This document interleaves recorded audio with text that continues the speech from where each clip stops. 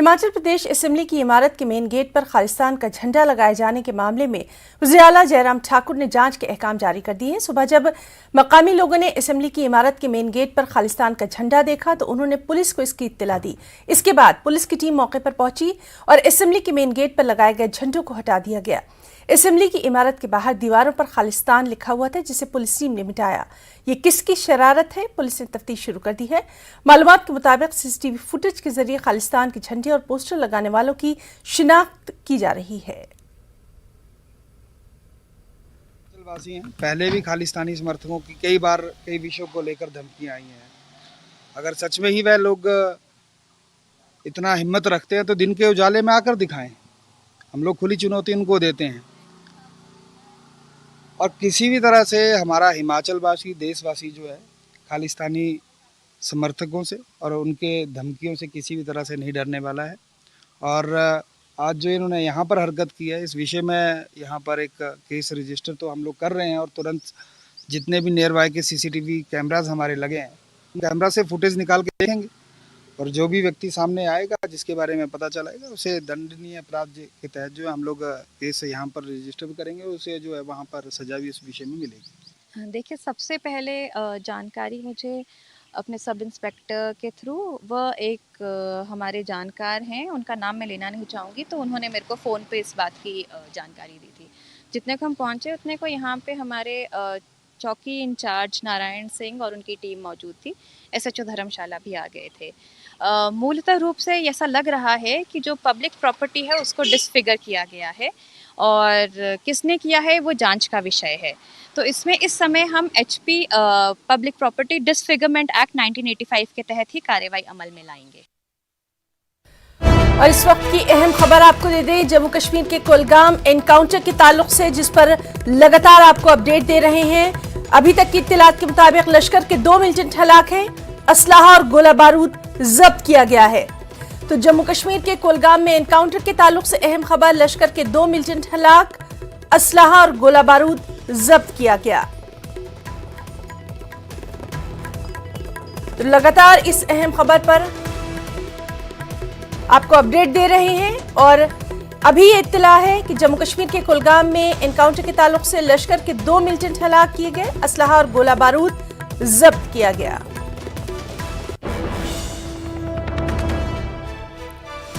अहम खबर जम्मू कश्मीर के कुलगाम से, जहां लगातार हमारे साथी ज़हूर रिजवी हमारे साथ बने हुए हैं। सुबह से वो हमें तमाम तर तफसीलात फराहम कर रहे हैं और अब ये अहम खबर कि लश्कर के 2 मिलिटेंट हलाक किए गए हैं, असलहा और गोला बारूद भी जब्त किया गया है। पूरे इलाके को पुलिस ने अपनी तहवील में ले लिया है। लगातार सुबह से ही इस अहम खबर से मुताल्लिक तमाम तर तफसीलात हम आप तक पहुंचा रहे हैं।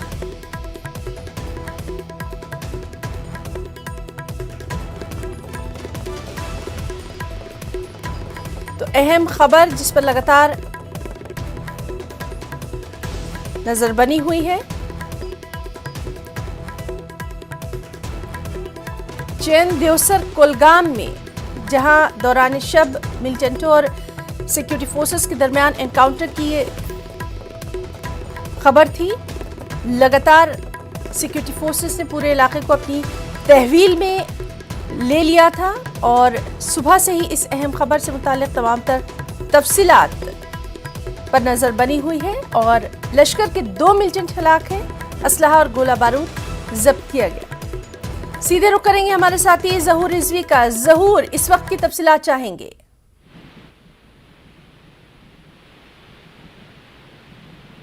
तो नाज़रीन, हम बात करने की कोशिश कर रहे हैं, हमारे साथ मौजूद हैं हमारे साथी ज़हूर रिजवी। ज़हूर, आप तक मेरी आवाज़ आ रही है? इस वक्त की तफसीलात चाहेंगे।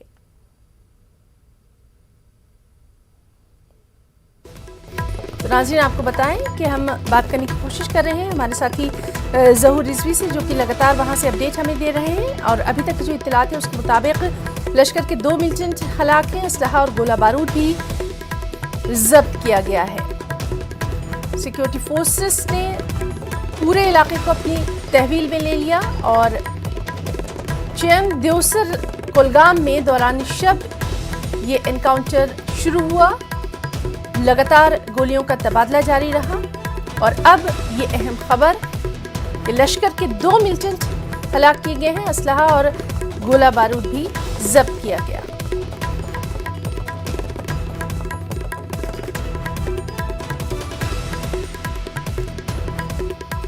एक बार फिर से बात करने की कोशिश करेंगे, वहां मौजूद हमारे साथी जहूर रिजवी से। जहूर, आपसे इस वक्त का अपडेट चाहेंगे, क्या कुछ एनकाउंटर के ताल्लुक से तफसीलात? तो नाज़रीन, हम लगातार बात करने की कोशिश कर रहे हैं, हमारे साथ जहूर रिजवी सुबह से ही मौजूद हैं जो कि तमाम तर तफसीलात अपने नाज़रीन को दे रहे हैं। और अभी जो इत्तलात आ रही हैं उसके मुताबिक जम्मू कश्मीर के जो कुलगाम है वहाँ पर एनकाउंटर में लश्कर के 2 मिलिटेंट हलाक, असलहा और गोला बारूद जब्त किया गया है।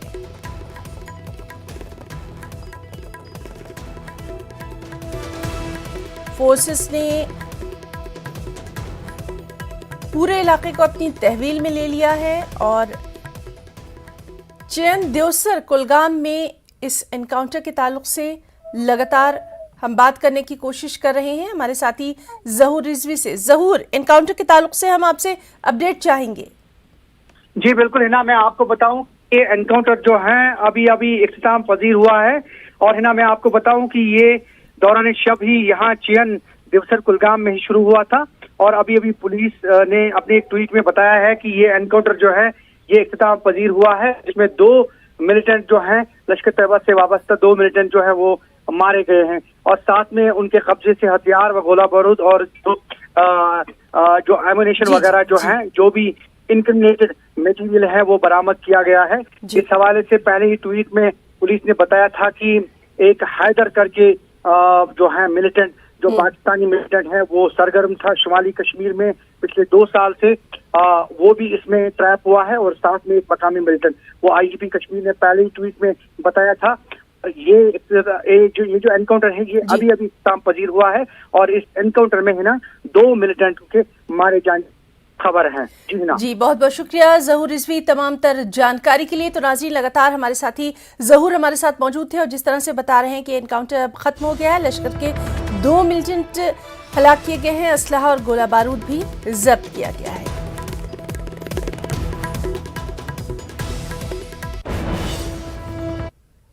ज्ञानव्यापी मस्जिद केस में अब नया मोड़ सामने आया है। हिंदू फरीक की जानिब से अर्जी दाखिल करने वाले 5 लोगों में से एक ने केस वापस लेने का फैसला कर लिया है। राखी सिंह कल अपना मुकदमा वापस ले लेंगी, ताहम हिंदू फरीक का कहना है कि बकिया 4 अर्जी गुजार अपने मौक़िफ़ पर कायम हैं।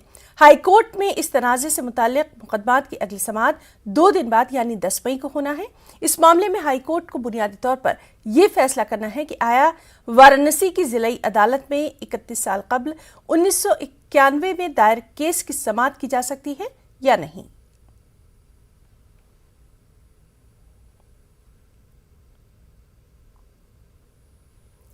अमरावती से आज़ाद रुकने पार्लियामेंट नवनीत राणा अस्पताल से डिस्चार्ज हो गई हैं। वाज़ेह है कि नवनीत राणा हनुमान चालीसा हाथ में लिए अस्पताल से बाहर रहे।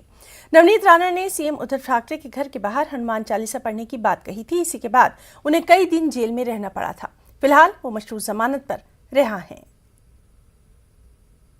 तो मुझे तो हनुमान भगवान के नाम पे, श्री हरि भगवान के नाम पे, राम भगवान के नाम पे मुझे जेल में डाला गया। और 14 दिन में अगर महिला की आवाज़ दबा सकते हैं, मुझे लगता है महिला इतनी कमज़ोर नहीं है। अगर भगवान के नाम पे 14 दिन डाले हैं और श्री राम के नाम पे 14 दिन मुझे अगर जेल में डालते हैं तो 14 साल भी रहने के लिए मैं जेल में तैयार हूँ। सवाल सीधा है कि भगवान का नाम लेना देशद्रोह है क्या ये भारतवर्ष में? मुझे लगता है कि मेरा गुनाह, मैंने पूछा कि मेरा गुनाह क्या है। अगर मैं गुनहगार हूँ तो मुझे 14 दिन नहीं पूरा ज़िंदगी अंदर रखे तो भी मैं बर्दाश्त करूँगी, पर ना इंसाफ़ी मैं बर्दाश्त नहीं करूँगी। नवनीत राणा अस्पताल से डिस्चार्ज हो चुकी है। हम आपको तस्वीर दिखाते हैं, आप सीधा तस्वीरें देखें कि लीलावती अस्पताल से जो है नवनीत राणा अपने पति रवि राणा के साथ अस्पताल से बाहर आ गई हैं। यहाँ पर जो उनके समर्थक थे, बीजेपी की कुछ नगर सेविका यहाँ पर हैं जो इनका यहाँ पर स्वागत कर रही हैं, सत्कार कर रही हैं। आज 3 दिन लीलावती अस्पताल में इलाज करने के बाद नवनीत राणा अस्पताल से डिस्चार्ज हुई हैं। आपको बता दें कि 11 दिन जेल में रहने के बाद जब इन्हें जमानत मिली तो जेल से सीधा नवनीत राणा लीलावती अस्पताल आकर भर्ती हो गई थी, यहाँ पर अपना इलाज इन्होंने कराया। नवनीत राणा का आरोप था कि जेल में उन्हें ठीक से ट्रीटमेंट नहीं मिल रहा था, जिसकी वजह से उनके जो गर्दन की दर्द है वो काफ़ी बढ़ गई थी। स्पॉन्डिलिसिस जो नामक इनकी बीमारी थी वो कहीं ना कहीं बढ़ती नज़र आ रही थी, जिससे वो परेशान हो चुकी थी और उसी का इलाज कराने के लिए लीलावती अस्पताल में भर्ती हुई थी।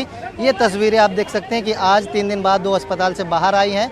यहाँ पर उनके हाथों में अगर आप देखें तो हनुमान चालीसा का जो है पुस्तिका एक थी और अभी यहाँ पर शंख जो है वो बजाया जा रहा है।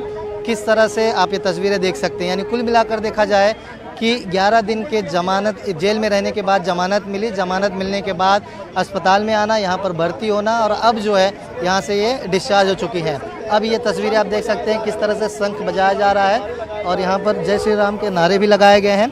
कुल मिलाकर देखा जाए पिछले कई दिनों से जब दोनों ने राणा दंपत्ति ने यह तय किया था कि उद्धव ठाकरे के घर के बाहर जाकर के हनुमान चालीसा का पाठ करेंगे, जिसके बाद इन दोनों के ऊपर केस किया गया, उसके बाद इनकी गिरफ्तारी की गई, उसके बाद अदालत की जो है लड़ाई लड़ी गई, उसके बाद अदालत से इन्हें जमानत मिली और उसके बाद जमानत मिलने के बाद ये तस्वीरें आप देख सकते हैं। अभी फ़िलहाल नवनीत राणा भी यहाँ से बाहर आने की कोशिश कर रहे हैं, लेकिन कुल पुलिसकर्मी हैं जो उन्हें यहाँ पर बात करने से मना कर रहे हैं। यानी कुल मिलाकर देखा जाए नवनीत राणा अब यहाँ से निकल चुके हैं, यानी अब जो है यहाँ पर ये मीडिया से बात करने की कोशिश करेंगे। यानी कुल मिलाकर देखा जाए कि 3 दिनों के इलाज के बाद नवनीत राणा आज अस्पताल से डिस्चार्ज हुई हैं। कैमरामैन सरोज जलाल के साथ प्रशांत Pandey, news 18 Mumbai.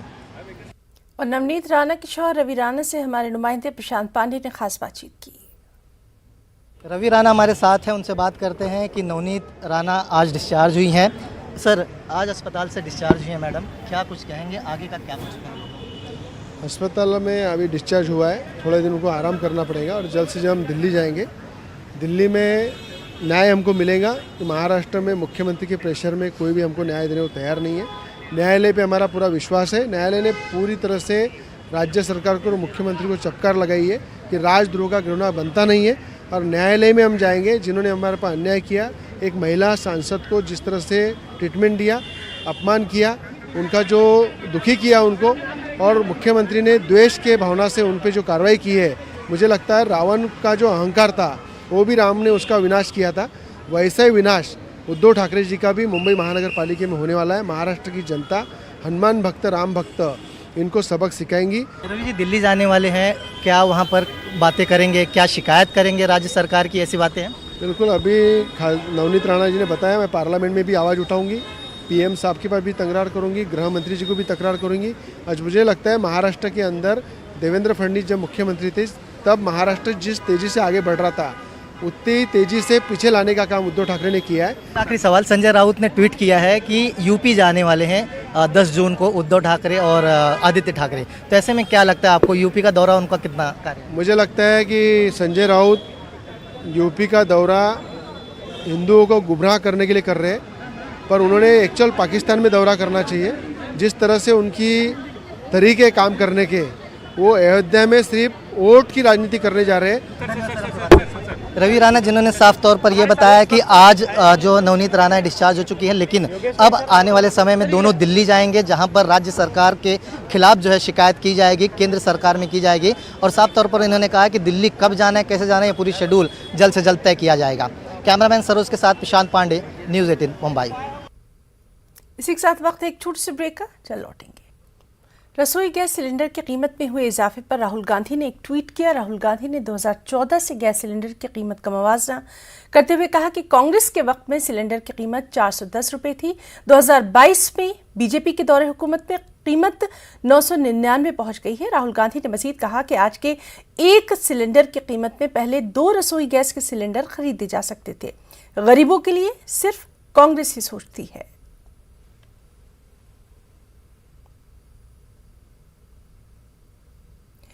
BJP leader Tejendrapal Singh Bagga को पंजाब और हरियाणा हाईकोर्ट से राहत मिल गई है। जस्टिस अनूप चिटकाना ने रात बग्गा की दरख्वास्त पर अपनी रिहाइशगाह पर हंगामी बुनियादों पर समाअत की और बग्गा की गिरफ्तारी पर 10 मई तक रोक लगा दी। इससे पहले मोहाली की अदालत ने बग्गा के खिलाफ गिरफ्तारी का वारंट जारी किया था। बग्गा ने मीडिया से बात करते हुए कहा कि उनके साथ जिस तरह का बर्ताव किया गया उससे साफ जाहिर होता है कि सीएम अरविंद केजरीवाल बीजेपी से खौफ खाए हुए हैं। उन्होंने कहा कि बीजेपी कारकुनों की आवाज को दबाया नहीं जा सकता। वाज़ेह है कि 1 अप्रैल को बग्गा के खिलाफ FIR दर्ज की गई थी। बग्गा ने 30 मार्च को दिल्ली के वज़ीर आला अरविंद केजरीवाल की रिहाइशगाह के बाहर बीजेपी युवा मोर्चा के एहतजाज के दौरान मुतनाज़ तबसरा किया था। जो आपके अमृतसर के विधायक हैं ने ये कहा कि जिन लोगों ने गुरु ग्रंथ साहब जी की बेदबी करने वालों को बचाया, आपने उनको प्रमोशन दे दी। अरविंद केजरीवाल जी, आपको उन लोगों को हटाना पड़ेगा।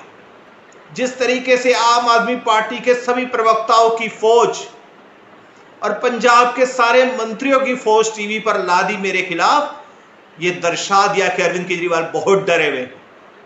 उनको रात को नींद नहीं आ रही है कि किस तरीके से हमें जेल में डाले, किस तरीके से भारतीय जनता पार्टी के कार्यकर्ता जो उनसे सवाल पूछते हैं उनको जेल में डाले। मैं उनको कहना चाहता हूं, भारतीय जनता पार्टी का कार्यकर्ता उनसे डरने वाला नहीं।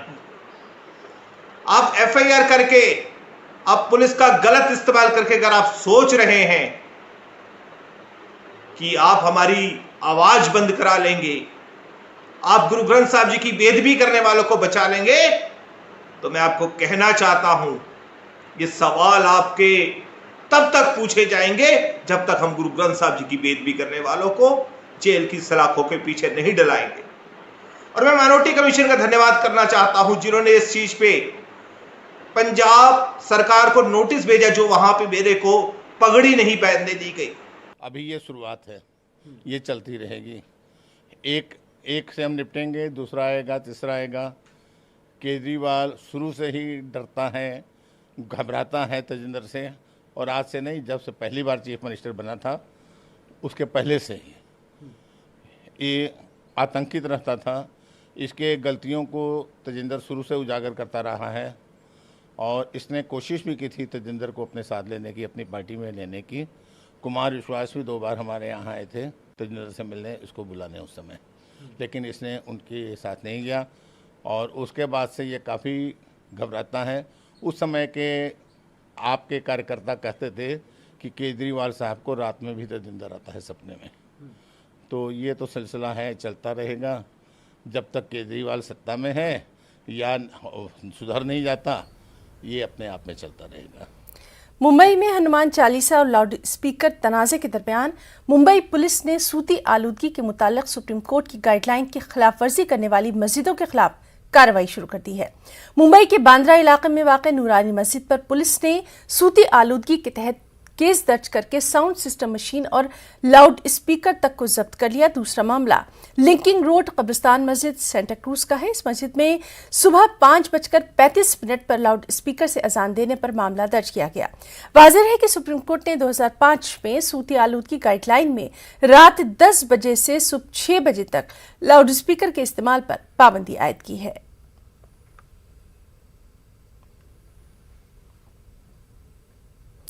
अमन इत्तेहाद, मोहब्बत और इख्वत के पैगाम को आम करने के लिए बेंगलुरु में जमाते इस्लामी हिंद की जानिब से ईद मिलन प्रोग्राम का इनेकाद किया गया। रियासत के साबिक एडवोकेट जनरल रवि वर्मा कुमार ने अपने खुसूसी खिताब में मुल्क के दस्तूर और अक़लियतों के हुकूक पर तफसीली रोशनी डाली। इस मौके पर प्रोफेसर वर्मा ने कहा कि मौजूदा दौर में नफरत के माहौल को ख़त्म करने के लिए सभी मज़ाहिब में इत्तेहाद कायम होना चाहिए। Who constitute the majority in this country come together and put their foot down on such hate campaigns in whatever manner it is being done. It is a very unfortunate situation where the governments are also indulging in such hate campaigns, both at the center and in the states. It is time that such elements are weeded out of power and a strong message is sent that there is no place for hatred in our constitution and in our society. अफसोस की बात है कि नफ़रतों की, दुश्मनियों की, लाक़ानूनियत की, जुल्म की, तशद्दुद की जो फ़िज़ा परवान चढ़ाई जा रही है, इस पर प्रोफेसर रवि वर्मा कुमार साहब ने बहुत तशवीश का भी इज़हार किया, और इस मुल्क की सही बुनियादें क्या है, दस्तूर क्या बातें कहता है और उसको किस तरह फ़रोग़ देने की ज़रूरत है, उस पर तफसील से बात की। और शुरका ने भी इस सिलसिले में मौसूल से बहुत सारे सवालात किए। मरकजी वजीर मुख्तार अब्बास नकवी ने ज्ञानवापी मस्जिद के सर्वे और कमिश्नर को हटाने के मुतालबे पर बात करने से इनकार कर दिया। उन्होंने कहा कि औरंगजेब की फ़िरक़वाना और जालिमाना कार्रवाइयाँ हकीकत हैं। बात यह कि क्या सर्वे है, क्या कोर्ट के दिशा निर्देश हैं, इस पर मुझे कोई टिप्पणी नहीं करनी है, लेकिन एक हकीकत है जिस हकीकत को हमें सबको स्वीकार करना होगा। औरंगजेब के कम्युनल क्रूर करतूतें जो हैं वो सच्चाई है, हकीकत है, और औरंगजेब की कम्युनल क्रूर करतूतों को पर हाहाकार करने से बेहतर होगा उसे स्वीकार करना चाहिए। सर, असदुद्दीन वैसी तेजेंद्र पाल बग्गा को बीजेपी का गुंडा कह रहे हैं और उधर विधानसभा हिमाचल में खालिस्तान जिंदाबाद के देखिए कुछ इस तरह के बयान बहादुर हैं जिन्हें अपनी भाषा पर भी जो है वो कंट्रोल नहीं है। तो इस तरह के जो लोग कहते रहते हैं उनको जनता खुद सिखाती रहती है, इस पर हमें क्या कहना है।